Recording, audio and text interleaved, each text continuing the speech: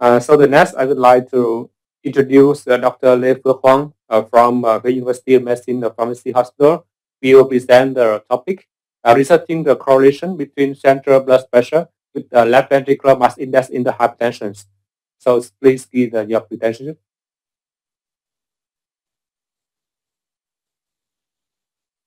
Good afternoon, ladies and gentlemen. It's a very great honor for me to attend this conference. Now I would like to present the study with the title, Research the Relationship Between Central Blood Pressures and Left Ventricular Mass Index in the Hypertension. As we know, hypertension is one of the most common cardiovascular disease, and known as the silent killer.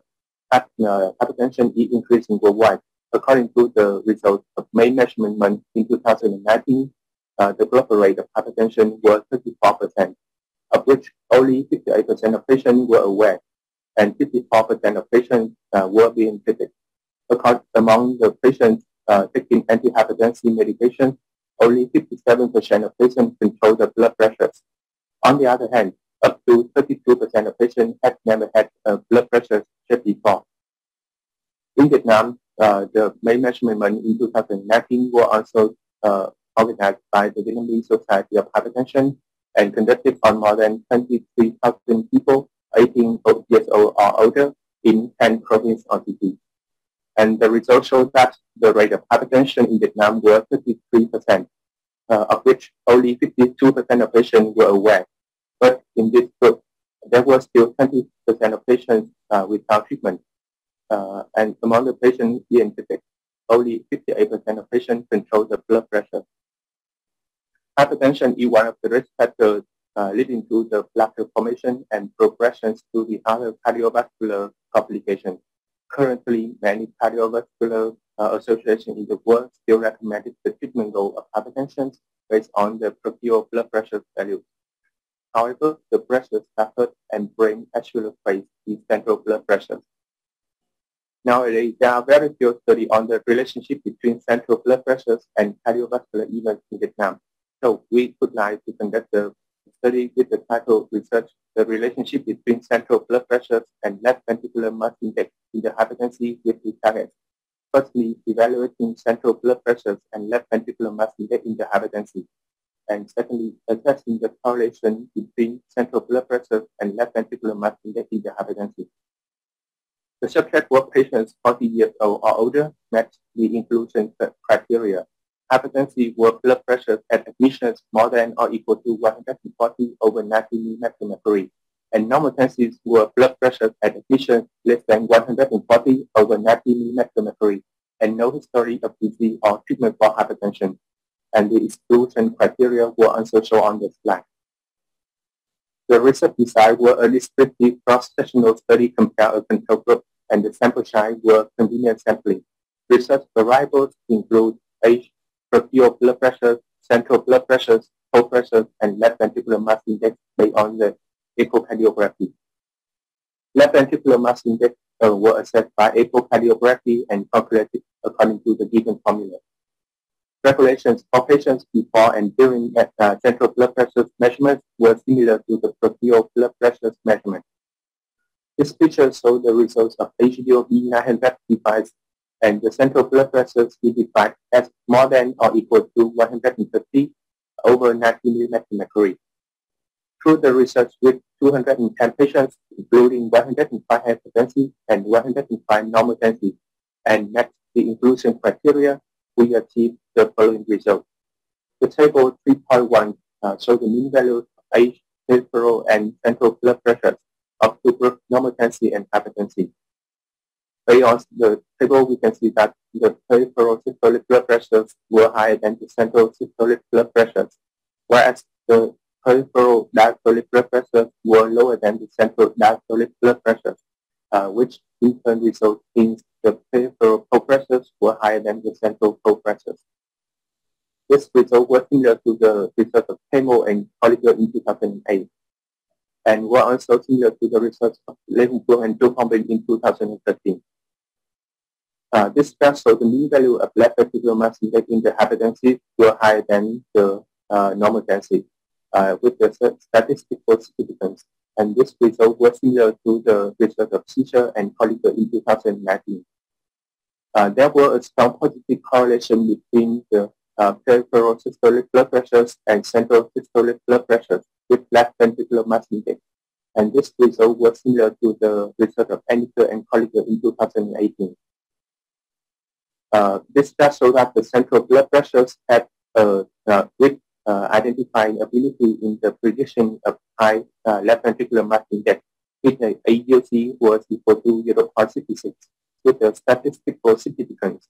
And this result was similar to the research of Casualty and Collier in 2016. Left ventricular mass index had a multivariable linear correlation with the gender, age, heart rate, central mean blood pressures, and central pole pressures with a statistical significance, and they were written in the form of the above equation. This result was similar to the research of Caio and Collier in 2018. Through the research, we had some conclusion as follows. The results of hypertensives and normotensive were respectively. Mean central systolic blood pressures were approximately 144 plus or minus 12 mmHg and 110 plus or minus 7 mmHg. Mean central diastolic blood pressures were about 98 plus or minus 7 mmHg and 76 plus or minus 3 mmHg. And left ventricular mass index were about 119 plus or minus 22 grams per square meter and 93 plus or minus 21 grams per square meter. Central systolic blood pressures had a strong positive correlation with the left ventricular mass index with a statistical significance. Mean central blood pressures had the ability to identify at the weak level in predicting high left ventricular mass index. And left ventricular mass index had a multivariable linear correlation with gender, age, heart rate, central mean blood pressures, and central pole pressure. And they were written in the form of the above equation. That brings us to the end of my presentation. Thank you for your listening.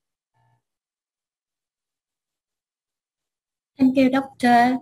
Lê Phước Hoàng, for very good presentation. Central blood pressure relate a true broad impact on cardiac organ. Non-invasive methods have been golden standard. Nowadays, non-invasive bring a lot of convenience for clinical doctor. I have a question for you. Can you tell me some evidence about the role of this method compared to invasive methods?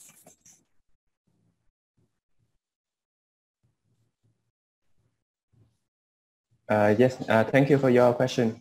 The answer for this question is currently there are a number of methods now available for assessing central blood pressures, and the most direct method involves cardiac catheterization and recording the blood pressures in the ascending aorta using a pressure sensing catheter. However, this method is highly invasive, technically demanding, and clearly unsuitable for using in routine. And more recently, a number of non-invasive methods have been developed, and where pressures waveform are recording from sites distal to the aorta, such as from the carotid, radial, or brachial arteries, and calibrated to blood pressures recording by curved sphygmomanometry.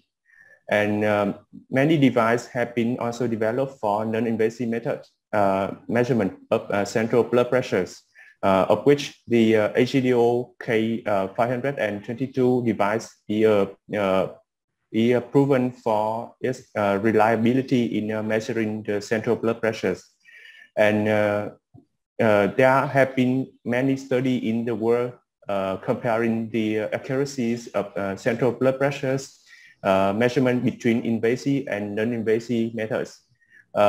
In particular, there is a study by the author Weber and Collier in 2011 conducted on 111 patients whose central blood pressures were measured by non-invasive method.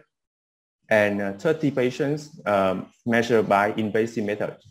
And the results show that the central systolic blood pressures measured by the arm curve did not differ much and had a strong correlation with the central systolic blood pressures measured by the invasive method.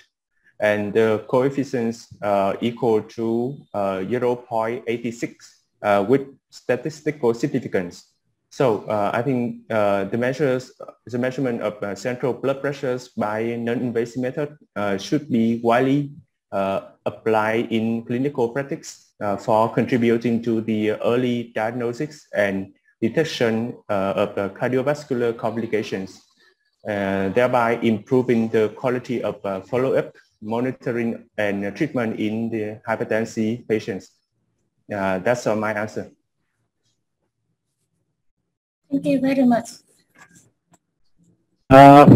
This afternoon and this section, we have a special delegate, that's Professor Phân.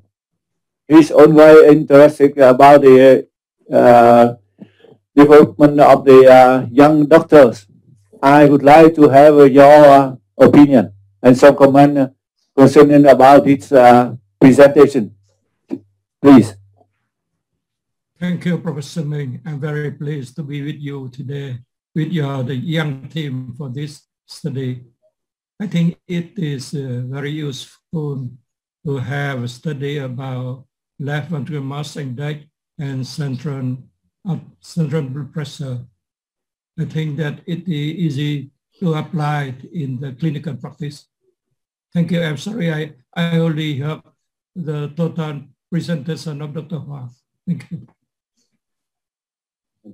Yeah, thank you. Thank you. Thank you, Professor. Yeah. Thank you.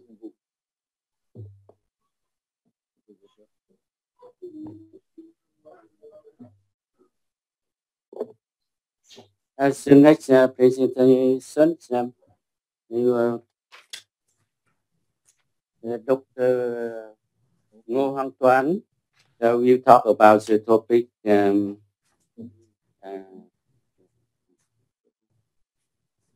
study of hyperhomocythemia and related factor among patients with primary hypertension. Please.